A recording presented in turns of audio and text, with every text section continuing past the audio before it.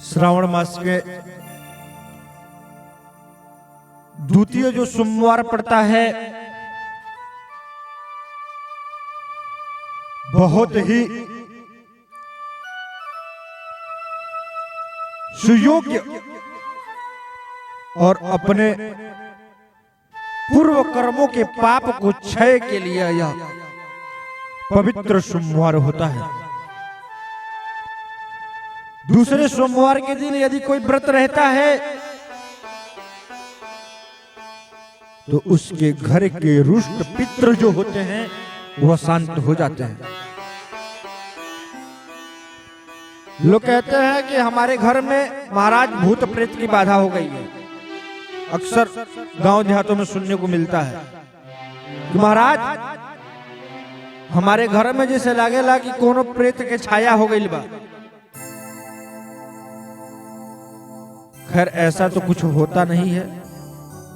भूत प्रेत का एक लोगों का वहम हो जाता है। जहां थोड़ा शिक्षा के अभाव होती है तहां भूत प्रेत ज्यादा उत्पन्न हो जाते हैं। भूत मतलब जो बीत गया, भूत मतलब जो बीत गया वही भूत होता है ना। महाराज बहुत जगह हमने दिखलाया सुनाया, कहीं से कोई लाभ नहीं हो रहा है। कहीं से भी कोई थोड़ा भी लाभ नहीं हो रहा। यदि किसी आप ज्योतिषी के पास जाएंगे तो वह कहेगा कि आपके घर में पितृ दोष हो गया है। यदि किसी साइंटिस्ट के पास जाएंगे, डॉक्टर के पास जाएंगे तो वह कहेगा साइकोलॉजिकल दिक्कत हो गई है। महाराज हम किसको माने? तांत्रिक की बात माने या ज्योतिषी की बात माने या डॉक्टर की बात माने? हाँ, उपचार मैंने तीनों जगह से करवा रहा, कहीं से कोई लाभ नहीं हो रहा। तांत्रिक के पास भी हमने जाकर के जो उसका विधि विधान है मैं करवा रहा हूं। ज्योतिषी जी भी जो बताए वो भी मैं कर रहा हूं। डॉक्टर से भी मैं दवा उपचार औषधि जो है मैं ले रहा हूं, कहीं से कोई लाभ नहीं हो रहा। तीनों एक ही चीज है। तांत्रिक जो बता रहे हैं वही चीज है, ज्योतिषी जो बता रहे हैं वही, और डॉक्टर जो बता रहे हैं वही। तीनों एक ही बता रहे हैं, बशर्ते नाम तीनों का अलग अलग हो गया है। जैसे एक कोई पुत्र है तो अपने माता पिता के लिए वह पुत्र हो गया, अपने पत्नी के लिए वह पति हो गया, और अपने बहन के लिए वह भाई हो गया। लेकिन है वह एक ही। हाँ, अच्छा ये बताइए, एगो कोनो लड़का बा तो माई बाप खातिर अपन लड़का रही, पुत्र रही, और अपने पत्नी खातिर पति, और बहन खातिर भाई। तीन रिश्ता हो गल कि ना? लेकिन वास्तव में तू एक ही चीज बा। फिर वो वास्तव में एक ही होता है। उससे निदान हम कैसे पाए? तो सोमवार की सावन के दूसरे सोमवार को, श्रावण मास में जब दूसरा सोमवार पड़े उस दिन अपने पितरों की शांति किया जाए।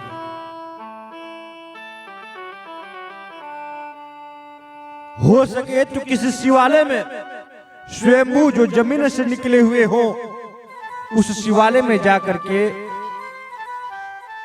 यदि कुशा और दुर्वा से मिश्रित जल से रुद्राभिषेक करवा ले तो लाभप्रद होता है। कुशा और दुर्वा। महाराज रुद्राभिषेक करवाने से क्या होगा? अभिषेक में 5 प्रकार के कर्म किए जाते हैं।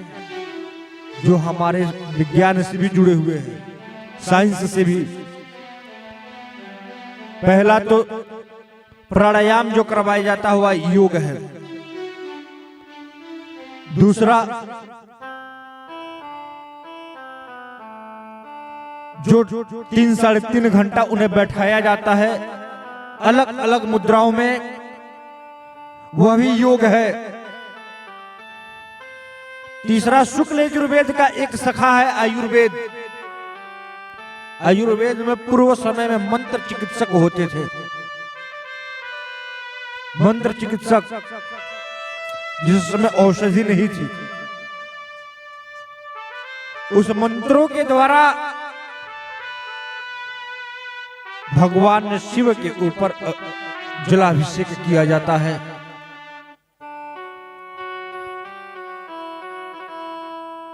और जो प्रचंड रूप में, जैसे यदि कहा जाए प्रतांशिक दोष तो 3 प्रकार का होता है। राजस, एक सात्विक और एक तामस। जो राजसी इच्छा रखता हो वो भगवान विष्णु के पास रहता है। जो सात्विकता इच्छा रखता हो वह ब्रह्म लोक को प्राप्त होता है। और जो इन दोनों लोगों से नहीं मानता, मतलब प्रचंड तामसी हो, वह भगवान शिव। इस कलिकाल में भगवान शिव की ही पूजा करने से हर प्रकार के दुखों से हम परे हो जाते हैं। दूसरे सोमवार के दिन व्रत करने से, भगवान शिव की पूजा करने से हम सब के घर की पितृ शांति हो जाती है। पितृ शांति के लिए हम लोग करते हैं। भगवान शिव बहुत दयालु है। कोई यदि कितना हो गलत कर्म किया हो, लेकिन यदि दौड़ करके उनके चरणों में चला गया तो उठा लेते हैं।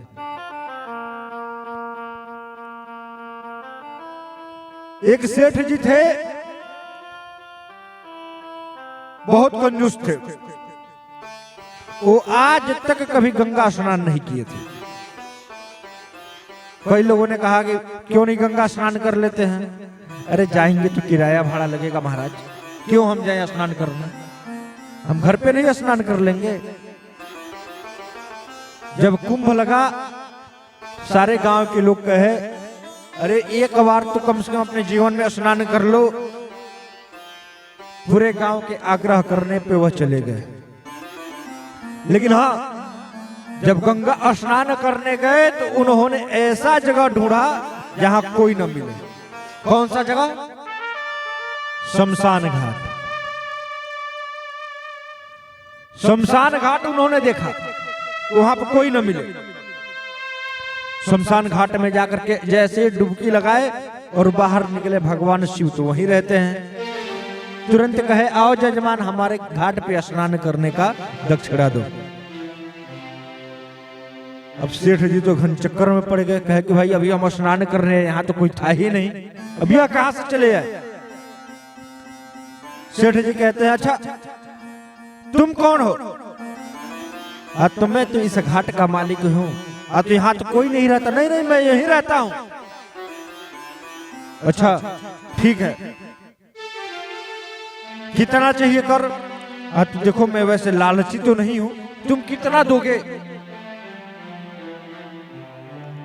तो मैं 1 रुपए दूंगा। ठीक है 1 रुपए लाओ। तो अभी नहीं, नोट कर लो, उधार रहेगा। अच्छा 1 रुपए भी, वो भी उधार? ठीक है, अपना पता इत्यादि लिखवाओ। एड्रेस नोट करा दिए। जैसे ही सेठ जी घर पे आए, वह भगवान शिव भी उनके घर पहुंच जाए। सेठ जी घर में जाते हैं, भगवान शिव द्वार पे आके बैठ जाते हैं। अजी कोई घर में है? सेठ जी की पत्नी निकलती है, कहती है कि क्या है? तो सेठ जी घर पे आ गए? तो हाँ आ गए। तो उनसे कह दीजिए मेरा 1 रुपए ला करके दे दे। अब सेठ की पत्नी दौड़ी दौड़ी गई और जाकर कहती है, जी सुनो, किसी का 1 रुपए लिए हो क्या? तो नहीं नहीं 1 रुपए लिया नहीं, वो घाट पे स्नान किया हूं वही है। तो आया है मांगने। एक काम करो, जाके बोल दो सेठ जी है नहीं, कहीं गए हैं गांव में। आकर के कही कि सेठ जी तो है नहीं घर में, कहीं चले गए हैं गांव में। भगवान शिव बोले, मेरा भी कोई काम है नहीं, मेरे घाट पे कोई स्नान करने जाता ही नहीं है, और जो जाता है उससे मैं कुछ लेता ही नहीं हूं। लाओ कुछ घर में बना हो तो मैं बैठ के ही भोजन कर ले रहा हूं। फिर दौड़ी दौड़ी गई, कही जाओ 1 रुपए मत दो, खाने को मांग रहा है। अच्छा एक काम करो, जाकर के बोल दो सेठ जी पता नहीं कैसे जल में स्नान कर लिए हैं, उनका तबीयत खराब हो गया है। जैसे जब किसी को कुछ देने की इच्छा नहीं होती है तो उसके कार्य को लोग बुराई करना शुरू कर देंगे काम करवाने के बाद। पता नहीं कैसे जल में स्नान कर लिए हैं, उनकी तबीयत खराब हो चुकी है। आकर के कहे कि देखो ना सेठ जी, पता नहीं कैसे जल में स्नान कर लिए, उनका तबीयत खराब हो गया है। अरे मेरे जजमान का तबीयत खराब हो गया, बुलाओ बुलाओ, मैं आयुर्वेद का चिकित्सक भी हूं, बुलाओ मैं इलाज करूंगा। अब जाकर कही कि मत दो 1 रुपए, अब इलाज करने के लिए वो बुला रहा है। सेठ बोले कि 1 रुपए तो उसके पास बचता नहीं है, 1 रुपए बाकी मैं लगा तो चला यहाँ मांगने, अब इलाज करेगा तो पता नहीं कितना पैसा लेगा। एक काम करो, जाकर कह दो सेठ जी चले गए, मर चुके। राम राम कैसे बोल रहे हो, मैं कैसे जाके बोल दूं? नहीं नहीं जाके बोलो ना, मैं बोल रहा हूं ना, और ऐसे नहीं थोड़ा रोते हुए जाओ। अब पति की बात कैसे वो हटा ले, रोते हुए जाके करे सेठ जी नहीं रहे, चल बसे, मेरा जजमान चला गया, घर में कौन है? घर में कोई नहीं है, तुम अकेली हो? तो हाँ, रुको रुको मैं सबको बुलाता हूं। और भगवान शिव जाके पूरे गांव में कह दिए कि सेठ जी नहीं रहे, चल बसे। अब ये तो सांस रोक के अंदर ही पड़ा हुआ है। गांव वाले आए, निकाल करके बाहर सुला दिए। अब इसकी पत्नी को लग रहा है कि 1 रुपए के चक्कर में कहीं गांव वाले आज सच में इसे न ले जाके जला दे। 1 रुपए बचाने के चक्कर में ये अपने जीवन से ना हाथ धो बैठे। गांव वाले आकर के लकड़ी की व्यवस्था किए, विमान इत्यादि बनवाए। अब पत्नी कह रही है नहीं गए, सब कहते हैं चले गए या पागल हो गई है। वो करे नहीं गए, बच्चे हैं, सब कहते हैं ना बेचारी पागल हो गई है, हटाओ इसे। भगवान शिव कान में जाके कह रहे 1 रुपए देना है, चुप कुछ नहीं बोल रहा हो। विमान पे सुला दिया गया। गांव में लेके निकल गए लोग शमशान घाट के लिए। रास्ते में जा रहा है, जाते वक्त कह रहा है भगवान शिव अभी भी समय है, कुछ नहीं बोला। चिता पे जाके सुला दिया गया। भगवान शिव कान में फिर जाके कह रहे हैं ये अब लास्ट है, बस आग लगाने की बारी है, अब बता दो देना है। कुछ नहीं बोला। तब भगवान शिव के उठो, सबके भक्ति पुष्प जल से मैं प्रसन्न होता था, लेकिन आज हम तुम्हारे कंजूसी से प्रसन्न हो गया। बताओ तुम्हें क्या चाहिए? तुरंत खड़ा होकर कहा प्रभु मुझे कुछ चाहिए नहीं, बस 1 रुपए जो मांग रहे थे आप मुझसे मत लीजिए, वह 1 रुपया। यह भगवान शिव की महिमा होती है। भगवान शिव की कृपा से हम जिस रूप में उनकी पूजा करें, जैसे भी उनकी पूजा करें, वैसे ही वो स्वीकार कर लेते हैं। चाहे हम कंजूसी से करें, श्रद्धा मन से करें, धन दौलत चढ़ा के करें, या उन्हें गाली दे करके भी, लेकिन हाँ सच्चे मन से करना चाहिए। ये नहीं कि हम यहाँ पूजा कर रहे हैं भगवान की और मन में कुछ और रखे रहे। भगवान की पूजा पाठ करने से, भगवान शिव की पूजा पाठ करने से मनोवांछित फल प्राप्त हो जाते हैं। बोलो राधे राधे।